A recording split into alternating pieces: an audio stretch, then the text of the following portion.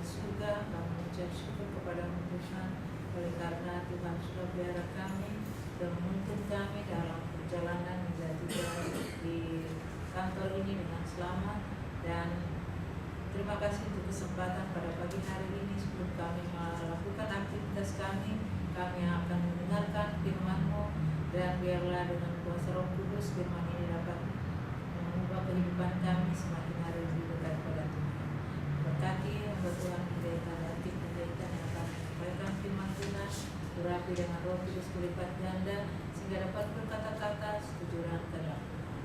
Kami serahkan perbaktian kami ini dari awal hingga akhirnya dalam tangan-Mu. Biarlah semua jadi hanya untuk kemuliaan bagi nama Tuhan saja.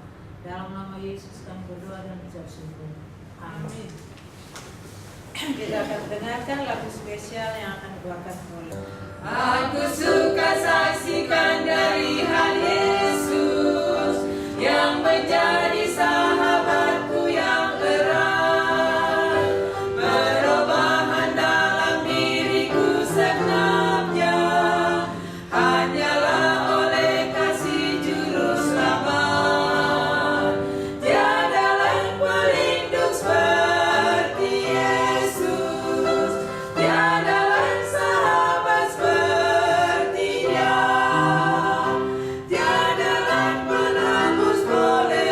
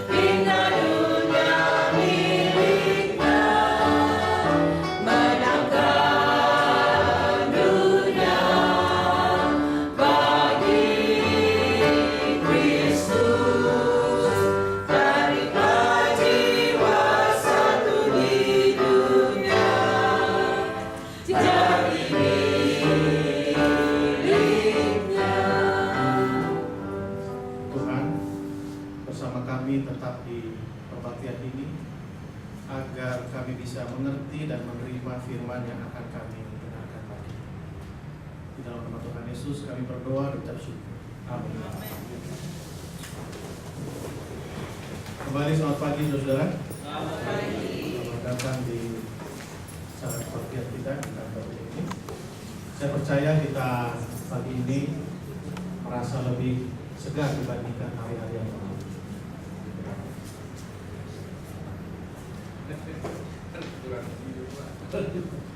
Saya pribadi merasa lebih segar, saudara. Kenapa? Pagi ini saya kembali ke kantor naik sepeda lagi, saudara. Karena waktu saya masih direktur pemuda, Kamis Jumat, Selasa Kamis saya selalu ke kantor naik sepeda. Karena setelah tinggal di Jakarta ini kurang bergerak, kurang berkeringat. Jadi setelah saya dipercayakan di komunikasi, total nggak pernah naik sepeda lagi. Jadi timbangan saya naik terus naik. Kenapa? Karena selalu duduk di kantor. Kenapa duduk? Memang tahun 2004 sampai 2010 saya pernah menjadi direktur komunikasi di Sumatera Utara. Tapi jauh berbeda dengan sekarang. Banyak teknologi yang perlu saya adjust untuk apa? Untuk mengerti. Jadi saya banyak habiskan waktu di kantor untuk belajar. Salah satu yang sedang saya pelajari sekarang adalah server kita. Terlebih setelah Ezra pergi, wah bingung ini masalah server. Jadi saya pelajari, ya namanya sudah umur juga, sudah saya berapa tahun, agak sedikit lambat. Puji Tuhan, saya bisa mengerti sedikit tentang server itu. Dan hari ini menurut Yogi, user dengan password dari server kita sudah selesai. Mudah-mudahan dalam minggu ini akan kami bagikan kepada saudara sekalian. Jadi untuk mengurangi berat badan, saya coba kembali komitmen untuk naik sepeda, saudara. Jadi dari rumah jam 6 pagi sampai sini jam 6:30 agak sedikit lebih fresh. Tapi 3 kali harus bawa mobil, saudara. Ya, selebihnya Senin, Rabu, Jumat saya akan bawa kendaraan. Dan tiap pagi memang kami bawa kendaraan, cuman dibawa pulang karena untuk antar anak les dan lain sebagainya. Terima kasih Pak. Lalu terlebih pagi ini yang nyanyi lagu spesial adalah Nur Panjaitan, saudara. Saya Panjaitan. Karena kami bangga juga Pak Nur, ada Christine Panjaitan. Saya pikir beliau mau nyanyi sendiri, rupanya ada apa? Ada tim. Terima kasih kepada Ibu Haritonan dan juga rombongannya. Saya tidak tahu apa nama kelompok itu, tapi yang saya tahu bahwa kelompok itu selalu pergi ke rumah singgah di tempat sana untuk compassion, menyatakan apa? Kelompok peduli. Dulu saya ikut di WhatsApp mereka di kelompok peduli. Baik saudara, kita buka Alkitab kita dari Nehemia pasal yang ketiga. Apakah salah atau tidak sebutan saya? Minta maaf Pak Cakra. Kadang ada kala waktu kita ikuti follow the Bible, masa-masa membosankan membaca. Kalau saya baca Nehemia pasal 3, bagi saya pribadi cukup membosankan. Ini sebelahnya ini, yang dekat ini. Tapi kemarin malam saya keluar dari ruangan saya jam 6. Saya pikir-pikir apa maksudnya Nehemia pasal 3. Kok ini ada ini. Lalu saya teringat pelajaran waktu kami di Unai, di kampus, yang selalu disampaikan oleh salah satu dosen favorit saya, itu Pendeta HSP Sintongan. Lihat kata kuncinya. Lalu baca Alkitab, gunakan kertas dan bolpen. Jadi saya coba terapkan itu tadi malam di rumah. Saya coba tulis-tulis, kenapa harus begini. Rupanya dapat kata kuncinya, saudara. Kata kuncinya itu adalah gerbang domba. Itulah enaknya teknologi. Saya pulang ke rumah, saya googling map daripada anak. Ada 12 gerbang yang dibangun oleh Nehemia. Tidak, Nehemia pasal apa? Pasal 3. Jadi saya coba googling ini gambarnya. Lalu saya dapat sebuah gambaran yang sangat luar biasa, saudara. Walaupun hari ini kita tidak perlu lagi baca ayat-ayatnya. Jadi saya dapatkan seperti inilah bentuk daripada mapping daripada 12 gerbang yang dibangun oleh apa? Nehemia. Jadi gerbang domba itu ada di atas sini, saudara, di bagian atas. Kalau saudara ikuti mulai dari pasal ayat 1 sampai ayat yang paling terakhir, akan ada perputaran dari gerbang domba sini turun ke bawah, lalu kembali lagi ke gerbang. Ada di atas Bu ya. Dan kalau yang punya smartphone bisa di googling aja. Dari sini saudara turun ke bawah, lalu naik ke atas lagi, kembali ke gerbang domba di pas ayat yang terakhir. Lalu tadi pagi saya tiba di kantor, saya lihat jam. Kenapa jam jalannya ke kanan? Ini kok jalannya ke kiri? Domba kembali ke gerbang domba. Ada apa ya? Lalu saya buka Wikipedia, klik gerbang domba. Saya baru mengerti kenapa gerbang domba jadi yang pertama. Pertama adalah setelah Ka'bah Salomo dibangun, setiap korban bakaran yang akan dipersembahkan di mezbah harus masuk melalui gerbang itu, sehingga disebut gerbang domba. Karena korban bakaran yang dipersembahkan adalah apa? Domba. Lalu Wikipedia katakan gerbang domba satu-satunya gerbang yang ditahbiskan. Jadi 11 gerbang yang lain tidak ada, tidak ditahbiskan. Lalu di dalam Nehemia pasal 3 berkata, imam-imam itu memulai pembangunan dimulai dari gerbang domba. Ada apa dengan domba? Kita sama-sama tahu bahwa domba itu melambangkan Yesus Kristus. Kita selamat mempunyai hak untuk masuk dalam kerajaan surga oleh karena pengorbanan siapa? Kristus. Kalau kita baca Yohanes pasal 1, jelas di sana dikatakan bahwa yang menciptakan bumi ini, alam semesta kita ini adalah siapa? Yesus. Lalu yang menebus dosa-dosa kita adalah siapa? Yesus. Pengertian saya, kenapa dimulai dari gerbang domba dan diakhiri kembali bertemu di gerbang domba? Pengertian saya adalah semuanya harus dimulai dari Kristus. Lalu dengan berjalannya waktu, manusia jatuh ke dalam dosa, kita bisa kembali masuk dalam kerajaan surga. Kita punya hak, harus melalui Kristus. Jadi tidak heran Nehemia pasal 3 mencatat bahwa pembangunan itu dimulai dari gerbang.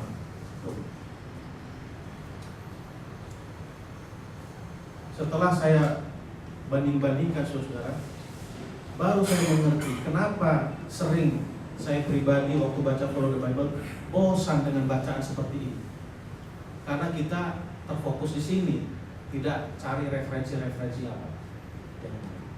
Jadi bayangkan saudara, gerbang domba, lalu mengikut ke sebelahnya, lalu kembali lagi ke mana? Gerbang domba. Poin saya pertama saudara dari Nehemia pasal 3 adalah inisiatif penciptaan alam semesta ini diawali oleh Yesus Kristus. Karena Yesus yang menciptakan alam semesta ini. Inisiatif keselamatan berawal dari Yesus Kristus. Itu saya punya apa? Pengamatan dari pengertian gerbang domba. Lalu yang kedua saudara, gerbang domba berputar ke kiri, terus baru balik kanan. Kalau jam dari kanan kemana? Ke kiri, tapi dari kiri ke kanan. Kalau kita mengikuti perjalanan kehidupan bangsa Israel, sedikit demi sedikit mereka melenceng. Sedikit. Kalau di dunia pencinta alam ada namanya pelajaran navigasi. Dikatakan demikian. Kalau Anda melenceng 1 derajat saja dari tujuan, Anda akan tiba di satu titik puluhan kilometer Anda apa? Jadi sering orang berbicara reformasi, tapi nggak tahu yang mana yang menjadi dasar. Sering kita menjadi, kita harus reformasi, kita ada pembenahan begini. Lupa bahwa dasar pembenahan itu adalah Alkitab, bukan diri apa? Diri kita. Jadi untuk kembali kepada reformasi, seperti ayat ini, kita harus kembali kepada standar siapa? Yesus Kristus. Dialah patokan reformasi kita.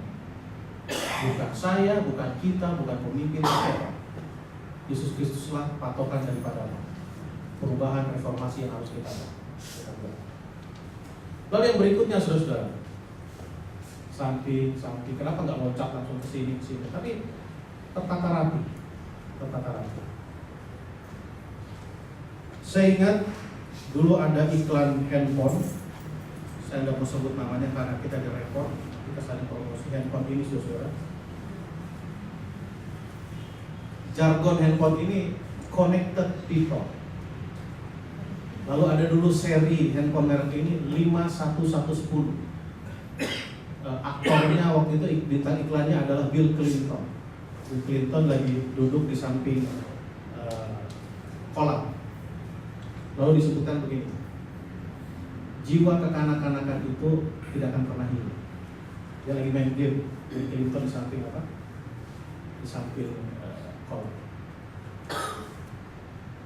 Sebuah iklan dibuat tidak sembarangan, dengan filosofi yang betul-betul, sehingga saya percaya bahwa sifat kekanak-kanakan itu tetap ada dalam apa? Diri kita, termasuk dalam diri saya. Lalu yang kedua, saudara-saudara, mungkin Pak Hutapel lebih tahu benar karena beliau adalah direktur anak-anak dari rumah tangga. Anak-anak adalah pencontoh yang baik, Pak. Seorang plagiator yang baik adalah anak-anak. Jadi apa yang dibuat oleh orang tuanya, anak-anak akan mengikut, bahkan lebih bagus lagi apa? Menjiplak.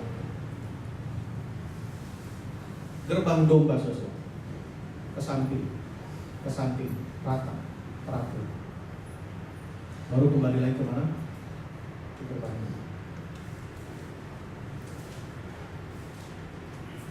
Saya punya pengertian, gerbang domba adalah pusat, sentral, starting, kembali. Perubahan akan berjalan dengan baik kalau dimulai dari pusat.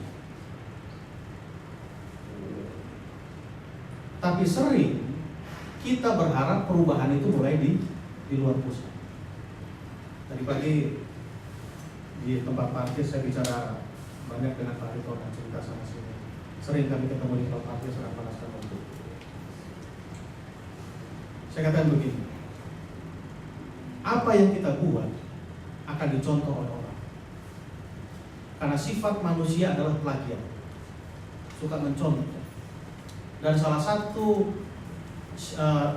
satu membuat kita kreatif adalah mencontoh. Jadi kita lihat contoh kreativitas itu. Sambil contoh, seandainya ada wanita atau ibu-ibu, dia bikin pitanya di sini, sebelah kanan. Lalu wanita atau ibu yang lihat, kamu di kanan, oke aku pindah ke kiri lah.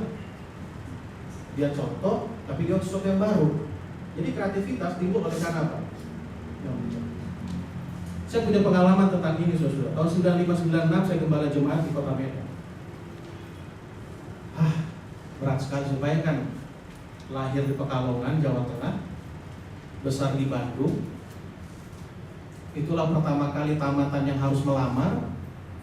Tempat yang tidak pernah mau saya lamar adalah Sumatera Utara. Ditempatkan di Sumatera Utara. Makanya saya orang katakan lain rencana kita, lain rencana kita. Langsung ditempatkan di Kota Medan yang besar. Waktu saya ingat pendeta Kaya Sagala baru terpilih menjadi direktur pemuda ya, dan langsung berkunjung ke gereja saya waktu tahun 95. Gereja ini besar, banyak orang mudanya, potensinya bagus. Saya terus terang katakan saudara, waktu saya kuliah di UNAI, selama 9 semester saya tidak pernah khotbah. Ini ada pendeta Roy, teman saya. Begitu datang lelar. Kebanyakan di luar kampus lah saya waktu itu. Jadi begitu tamat, saya berpikir apa yang mau saya kerjakan. Entah gimana timbul ide saudara. Ya, yang saya hobi dulu adalah suka naik gunung sana sini. Udahlah anak muda ini aja lah yang saya menjadi lahan pelayanan saya pikir begitu. Jadi pendek cerita, Kota Medan terkenal dengan Dr. Tandikin waktu dengan Pak Venter. Jadi saya oke, kita buat kegiatan orang muda. Biasa, pengalaman Gereja Sagala juga sama dengan saya. Yang membuat kegiatan orang muda tidak maju adalah orang tua, karena ada dukungan. Capek saudara, aduh, saya pegang 2 jemaat waktu besar satu kecil. Lalu saya baca tulisan ini, manusia sifatnya adalah plagiat, suka mencoba. Lalu saya rubah pikiran, ngapain saya capek-capek di sini? Mereka tidak dukung, saya pindah saja ke gereja yang kecil. Kalau saya pindah ke gereja yang kecil, kami buat PA di sana, jalan. Ada perubahan saudara. Gereja yang besar ini baru bersuara ke ketua pendeta. Kenapa pendeta perhatikan itu gereja kecil, gereja kami tidak? Berarti teori tadi masuk dalam hati saya. Cocok, oke, ayo kita jalan. Jadi pendek cerita saudara, sampai sekarang 2 gereja ini 4 vendornya. Gak tahu pendeta Roni deteksi atau tidak, di Kampori di Unai datang. Jadi poin saya saudara, sifat manusia adalah pelajar, suka mencoba. Dan kreativitas timbul oleh karena apa? Mencoba. Jadi tidak heran Nehemia pasal 3 mulai dari gerbang domba bergeser teratur ke bawah, terus naik kembali ke mana? Gerbang domba. Itu mengartikan bahwa dimulai dari Kristus, berhenti di Kristus. Yang menjadi contoh kehidupan kita adalah siapa?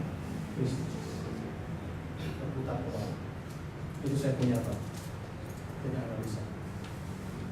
Lalu contoh yang kedua saudara-saudara, saya belum terlalu lama meninggalkan Departemen Pemuda, baru sekitar 8 bulan, jadi masih fresh. Saya ingat masalah baju Pathfinder yang seragam tipe A1 itu saya tahu.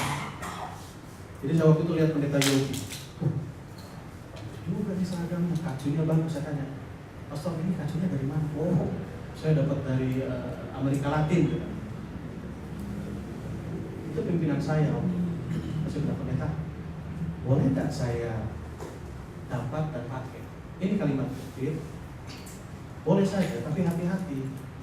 Karena kamu adalah pemimpin pemuda, apa yang kamu pakai akan dicontoh ke bawah. Iya juga ya. Tapi karena saya pantang mundur, ya saya nggak akan pakai, tapi minta lah saya kasih, tapi saya nggak.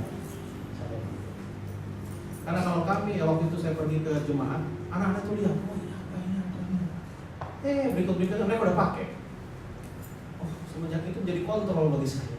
Wah, nggak boleh pakai sembarangan. Karena kenapa? Dicontoh. Jadi kembali poin saya saudara adalah sifat manusia adalah mencontoh. Saya akan masuk sebagai penutup, saya akan masuk lebih aplikatif lagi karena kita ada di Uni ini saudara. Kita adalah induk di Uni Barat ini. Apa yang ada di sini akan menjadi contoh di sana. Saya senang ngobrol-ngobrol dengan Pak Dolok. Sebelum Pak Dolok di Uni, kami sering ngobrol-ngobrol di gerbang di sana. Ada satu kalimat yang selalu dia ungkapkan dan saya selalu ingat. Tahu pendeta? Apa itu Pak? Saya mulai lebih dulu, baru saya berani bicara. Begitu Pak ya? Saya hidupkan lebih dulu, baru saya berani bicara. Kalau saya tidak hidupkan, saya tidak punya kekuatan bicara. Juga ya, tidak masalah. Oke. Walaupun saya mengagumi statement, tapi saya diam-diam saja saudara. Saya tidak mau hidupkan. Kenapa? Maaf Pak Dolok, saya sebutkan salah. Kadang tanpa sadar kita memuji orang, membuat orang itu jatuh. Maaf, saya punya ciri, saya diam-diam saja. Jadi apa aplikasi kita sebagai pimpinan pusat di tempat ini saudara? Sekarang yang menjadi concern kita adalah care. Itu concern. Integrated. Itu selalu kita dengung-dengungan ya Pak Ketua. Dasar itulah kenapa kami cetuskan care group on air. Kalau ada care group kita di Uni ini yang berjalan dengan baik, kita punya kekuatan untuk bicara ke bawah. Ada. Iya, saksikan. Puji Tuhan, ini berhasil, bukan berhasil, sudah ada titik cerah.